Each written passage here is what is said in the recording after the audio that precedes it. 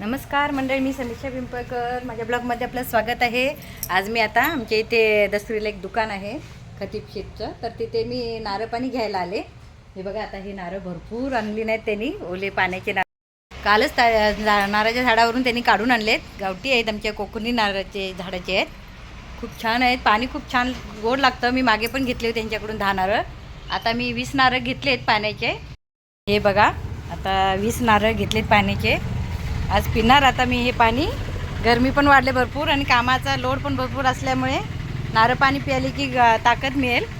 महिनाभर खूप दगदग झाली आहे, म्हणून म्हटलं चला आपण आता नारळ पाणी पिऊया. हे बघा, आता नारळ रिक्षात भरलेत. यांचीच रिक्षा आहे. आता ते माझ्या घरी पोच करणार आहेत नारळ पाणी गोड आहे. ह्यांचे हे किराणा मालाचं दुकान आहे दस्तुरी कमानीजवळ. उन्हाळ्यात नारळ पाणी प्यायल्याने शरीरातील पाण्याची पातळी चांगली राहते आणि आपल्याला त्वरित ऊर्जा मिळते.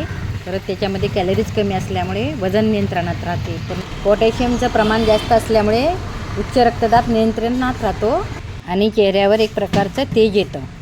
काय जड भरपूर आहेत ना, जड भरपूर आहेत.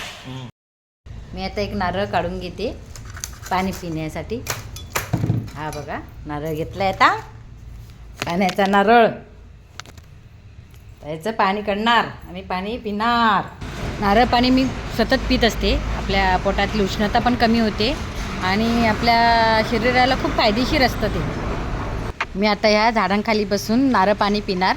माझ्याकडे पण 10-15 नारळाची झाडं आहेत, पण मी माझ्या झाडाचे काढले नाहीत. तिथून दुकानातून नारळ घेऊन आले. आता पाणी काढते नारळाचं. नारळ मगाशी जे आणले मी ते. तर खतीब शेठ म्हणून आमचं याचं किराणा मालाचं दुकान आहे खालती. जिप्सी हॉटेलचं सोडलं, जिप्सी हॉटेल सोडलं की पुढे एक किराणा मालाचं एक दुकान आहे. त्यांच्या इथे नारळ पाणी देतात, पण ते नेहमी नाही आणत, कधीतरी काढतात. तर आत्ता त्यांनी कालच काढले नारळाची झाडाचे नारळ. मला फोन केली, नारळ पाहिजे का, तर मी घ्यायला गेली होती नारळ. तर आता हे बघा, मी पाणी काढलेलं आहे, दाखवायचं. हे बघा, पाणी बघा कसं फुल भरलेलं आहे. नारळ पाणी फुल आहे ना,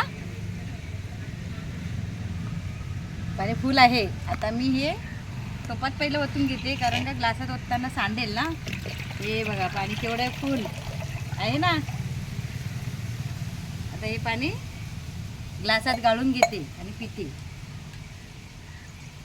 नारळ पाणी चांगलं, पोटाला थंडावा मिळतो गरम्यातनं, परत ताकद मिळते चांगली.